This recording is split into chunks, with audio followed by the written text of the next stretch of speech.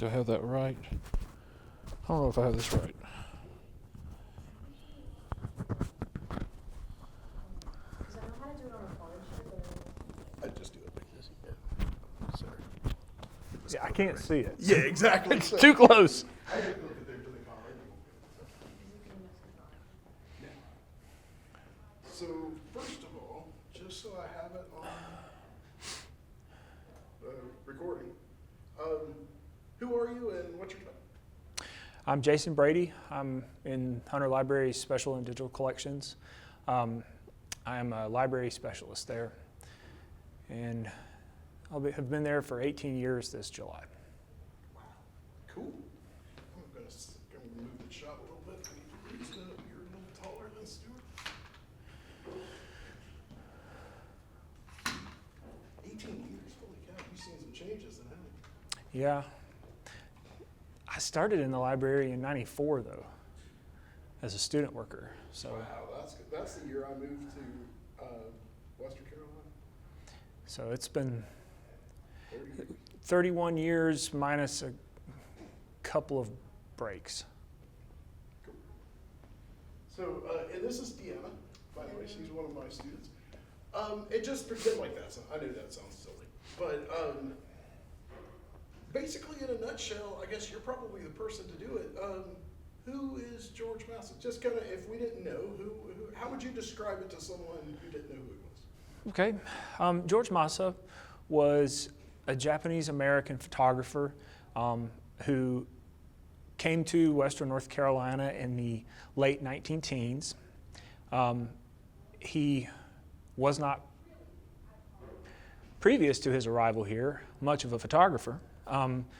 He really honed his craft here in Western North Carolina. He worked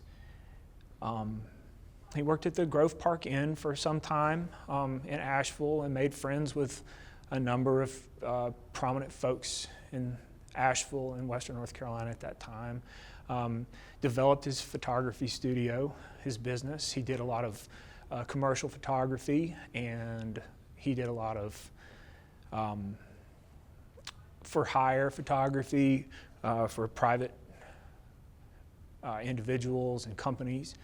And he also did a lot of wilderness photography of the Great Smoky Mountains National Park and the surrounding area, and his photography was used pretty heavily to promote the idea of a national park being formed in Western North Carolina, which did eventually become the Great Smoky Mountains National Park. He was an advocate for the park and also an advocate for the Appalachian Trail and other trail systems, and was heavily involved in hiking clubs and so forth around here. He died in 1933, and until recently, we just didn't know that much about his life. We didn't know especially much about his early life, what his life in Japan was like. But with the publication of the McHugh and Bonesteel biography of Massa last year, a lot of new information has been revealed. This over a little bit so we can get fire on you.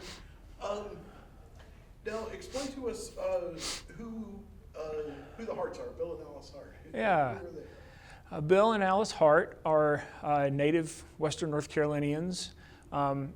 They currently live in Asheville-Arden area.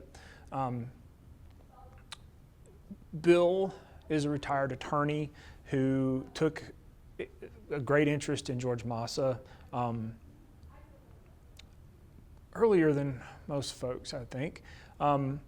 He and Alice collected not just Massa materials and related materials, but also a wide variety of ephemeral materials related to Western North Carolina. Bill wrote the first real biography of George Massa, which appeared in May We All Remember Well. It was a book that was a series of articles about Western North Carolina, edited by Robert Brunk.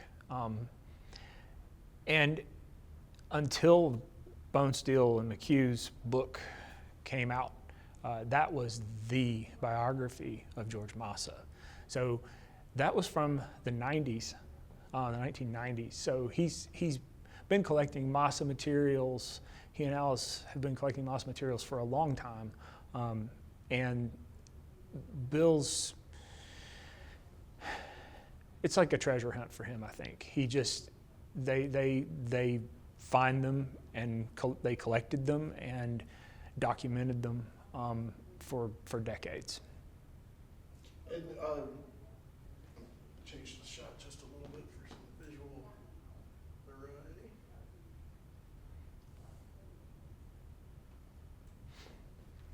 Now, tell us about the collection.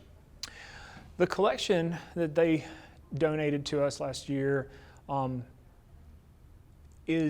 there are dozens of original photographs. Those are great.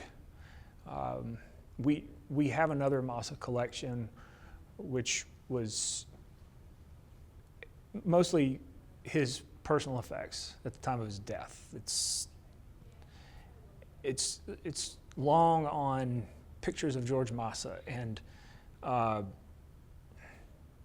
his notes and possessions, but it's really short on his actual work product, his output. And the Hart collection is really long on the output. There are publications where Massa's photographs have appeared that in a lot of cases are not attributed in the publication, but Bill has authenticated them and said this is definitely Massa. There's a lot of that, a lot of publications for all sorts of things, including Massa's time with the Asheville Chamber of Commerce, for instance. He did a lot of photography for the Asheville Chamber of Commerce, and lots of other things for hire. So that's one component of the collection. The other component is their research. So it's boxes of notes of where they have found Massa-related items, writings, letters, just anything related to Bill and Alice's research. And it's again, it all came in very well organized. It's very accessible, and it's a good overview of documentation of Massa's work product, his output. And how important as a special collections curator, and how important is it for Western Carolina Special Collections to have this particular collection? It's very important for a lot of reasons. The obvious one is, well, it's George Massa, and he's a perennial figure as far as research interest goes for us. He was personal friends with Horace Kephart, whose papers we also have, and so there's a lot of crossover between researchers that want Kephart materials and researchers that want Massa materials. Besides that, a lot of these materials, more broadly, are firsthand documents of the history of various parts of Western North Carolina. They document, if you don't even need to be interested in George Massa to get something out of some of these publications that his pictures appear in. If you're interested in the formation of the Great Smoky Mountains National Park, that's your research topic. Well, it's chock full of things. And some of these things are quite rare. Some of these are ephemeral items that are, it's not like you can just get them online. They're brochures or something that were printed in limited numbers. They were meant to be used for a while and then they just disappear. But Bill and Alice tracked down a lot of these items, and these items, I've actually used some of these items for a class project already that have absolutely nothing to do with George Massa. They have to do with the history of the Eastern Band of Cherokee, and there's some Cherokee information in there. So it really helps fill out for us what Massa did, who he was, what his interests were, especially his commercial work. We had almost nothing to do with as far as his commercially produced work, but this collection is pretty large too. It came in 7 3-inch bound journals, notebooks, and banker's boxes full of notes. So it's voluminous. It's a complete and very navigable collection. Now, they collected all this stuff. They seeked it out. They verified it, but they really studied George Massa, especially Bill. And you can tell Alice just has this affection for him when you talk to her. Oh yeah. Her eyes get teary up. But without Bill, Massa would probably just be a footnote in a research. It's possible. I mean, our Horace Kephart collection is huge. The Massa collection, it's not. It's a small set of things that he left.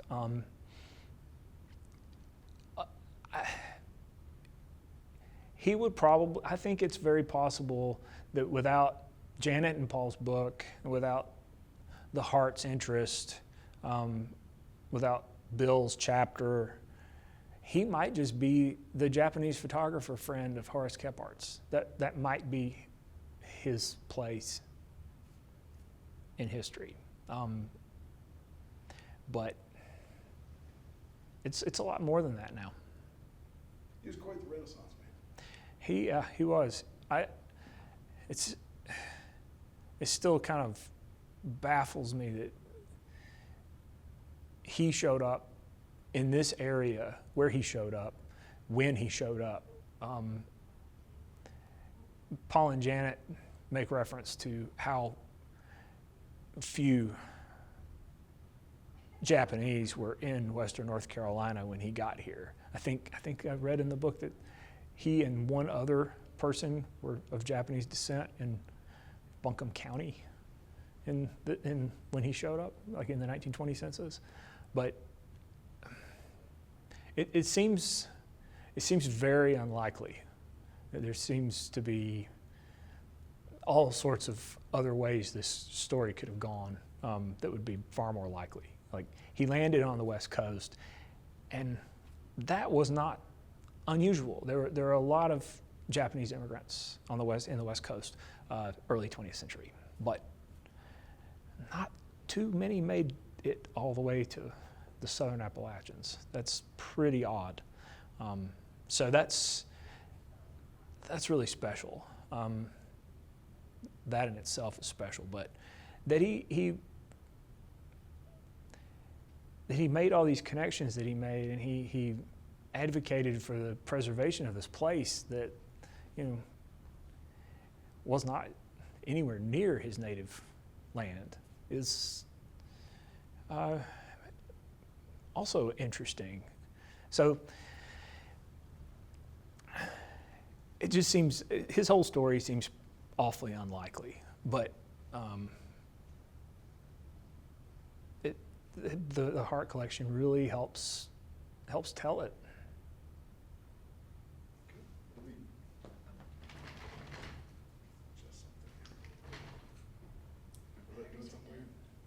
It's flickering, flashing.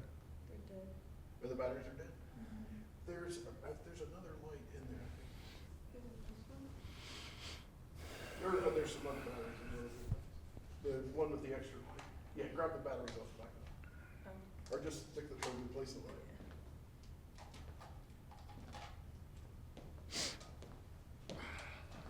Is your amount of time still done?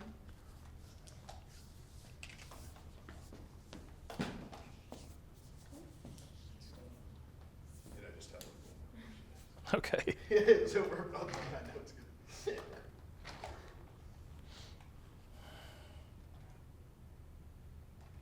And I appreciate you doing this work. Oh, no problem.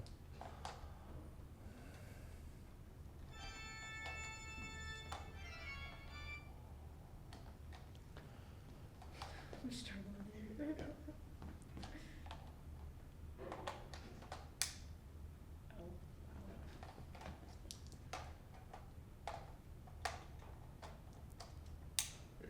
97. Yeah, just. Yeah. Is that so what they're saying? Yeah, that's fine. Okay. Yeah, no, that's good. So, and I guess my last question is, anytime, there's people like, I'd heard of Massa, but kind of in reference or whatever, once I really figured out who he was, is it his enigma? Is it the fact that when you see these pictures of him, he's just adorably cute and smiling? Or what is it that makes him so, it makes people like the Hearts and Bone Steel and McHugh and really want to dive that deep and look for someone who just seems to be an enigma? I think the answer is in the question. I mean, he is mysterious, and his life is not easy to document. Janet and Paul can definitely attest to that. They worked hard for the information that they found. It was not just sitting there. I think that's part of it. It's a treasure hunt. It's trying to find information on something that's very difficult to find. That's the goal for a lot of researchers. Besides that, his photography is pretty spectacular. This area is not the easiest place to photograph successfully. It really isn't. If you don't have a real aesthetic sense and you don't really know how to use your camera, you're going to wind up with misty blobs of green, and that's really it. He managed to capture, I think, the real character of the mountains here, and do it in a way that was a little different from everybody else. So many of his photos have this almost ethereal, misty quality to them. The clouds almost seem to be on command, doing exactly what he wants, which, of course, he would sit in one place for hours waiting for them to behave just right. But he really managed to get aesthetically, I think, what this place really looks like, too. And I also think it's some of the questions about him, like how in the world did this guy land here and do what he did?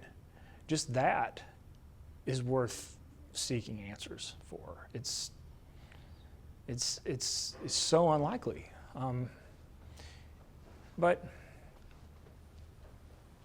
there's really no running out of things to learn about the guy at this point. That's the other thing is, if something's really well documented, you're going to know the whole story pretty quickly. But with him, I mean, I know Paul and Janet are both still looking for answers to questions that they have. It seems like every answered question we have about him creates 3 new ones that we have to look for some more. So he makes a really good research topic. Well, you said that, like, every time you scratch the surface of one thing, you find that he's so multifaceted in something else. Yeah. He's just as talented as a cartographer as he is a photographer. As a baseball player, all this stuff that we had no idea he played baseball, but he was apparently quite good at it on the West Coast. That was something he did. The more you learn about him, the more you realize you just don't know yet. Do you have any questions? Were you part of the people picking what's going down in the Mount Heritage Museum? I was. What Mhm. was the process for going through that and picking the pieces that you picked? Well, the first thing we had to do was decide whether or not we were going to include everything in the collection as a possibility, including like photographs that appeared in publications. If we had done that, we would probably still be selecting. But we decided to limit it to actual historic prints, Mazza's prints of his photographs. So that narrowed it down. There are several dozen of those. We all just, the committee that was selecting the photographs, we all had our opinions, but one of the things we did was farmed it out to a class and said, here's what we got. Pick one and tell us why you picked it. Defend your choice. Why does this photo matter, and it should be on the wall? And so we included those from a class project, and some of the most famous images are not in the exhibit. Some of the ones that appeared most often in publications, they're not on the wall down there. We tried to pick some of the ones that were probably not going to be as known to folks, just to try to expand people's idea of who he was. Like there's pictures of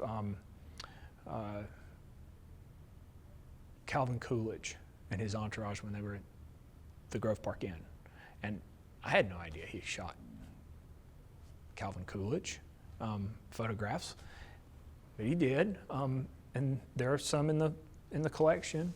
But we tried to also tried to represent some of his commercial photography, some of his passion photography, where he would hike out to the middle of nowhere and wait all day to get the right shot, and he wasn't going to get paid for it. We have a lot of those, but we tried to just show the breadth of subject matter, really.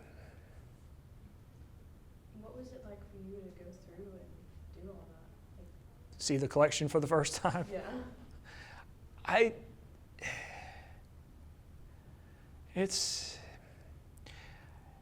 That collection is so unique in so many ways. I've been through a lot. I've been through it many times already, and I'll be going through it many more times. And every time I go through it, I see something and think, I don't remember that from last time. Or I'll catch something that I missed before. It's very dense. There's a lot going on in that collection. But the first time I looked through it, I was just really struck by how little I know about the guy. His original collection's been in the library since the 1950s. I've been through it so many times. I know every piece in the collection. And it was just this tiny little fragment of what he did and who he was. And there's so much in this collection that just, it's new. It's just so new to me that it just amazes me every time I look at it. The other thing that makes it odd and really unusual is this is the first collection that I've ever seen that has come to us. It's already really intricately and well arranged, and there's a finding aid already written describing practically every item in the collection and talking about it. You don't see that. That's something that when a collection gets to you in a library, you create a finding aid for it, and you have to arrange it in a way that researchers are going to understand it, and it's going to make sense. You're going to be able to locate items quickly and easily. It was already like that. It was already done when Bill and Alice brought it. It was very unusual in that way. It's a unique collection in just about every way I can think of. It's not like anything else we have. It's just the breadth of material types even. Like there's photographs, there's brochures, there's correspondence, there's, you name it, it's probably in there. Every kind of material type you can imagine. It's just it just blew me away how much more information is out there. It made me wonder how much more we still don't know. And after looking through Bill and Alice's collection, it's gotten to the point where I'm seeing other items in our collection, not in the Hart Massa collection or the Massa collection, other items just unrelated entirely, that I'm flipping through and I go, wait, that's a Massa photo. Because they're almost always unattributed. But it happened yesterday. I was going through some class request, this one brochure that we have, and I recognized a photograph that I knew from Bill and Alice's collection was a Massa photograph.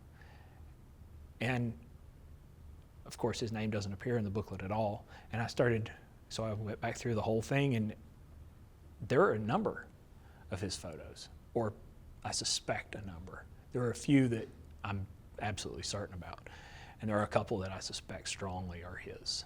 But it's made me kind of look at all sorts of our materials with new eyes. So something about his artistic style. Yes, they're quite recognizable in a lot of cases. Some of them, you just, as soon as you see it, you just know. Like, that's definitely a Massa. Some of them it's not so easy, but the more of them you learn, the more you can pick them out. His different subjects, the way he would shoot groups of people, for instance, is a little different from what you might see from other people. That was one of the photographs. It was a contest going on at probably a Cherokee fair, and on a different page there was another contest going on, and I'm sure that one's also a Massa, although it's not really his typical style. It's really obvious that it's the same event. So that's one of the best things about having a collection like that here, is it helps inform some of the other collections that we have here. Anything else? You said you've been through the collection many times. Could you just describe one of your favorite pieces of Massa's work? There is a photograph that appears in publications, several publications, probably more than we know about. And there's an original copy of the photograph in the collection. And it's of Nantahala Gorge, the Topton area. You can see what's probably, current day US 74 that goes through the Nantahala Gorge down in the corner of the photograph. But I love that area. Just the topography, it's very rugged. It's a very beautiful place. I like going there. And this photograph just nails it. That's what it looks like. It's a difficult place to take pictures of because it's very rugged, and It's a very tight gorge. It's steep. I'm not sure where he was standing. We could probably figure it out. We could probably figure out exactly where he's standing when he took that picture. But it really is just a lovely shot of the gorge from probably the 1920s. That's probably my favorite shot in the collection. Anything you want to add? I don't think so. Thanks. Cool, I think we're all covered. All right. That's awesome. Thank you so much. Yeah, you're welcome.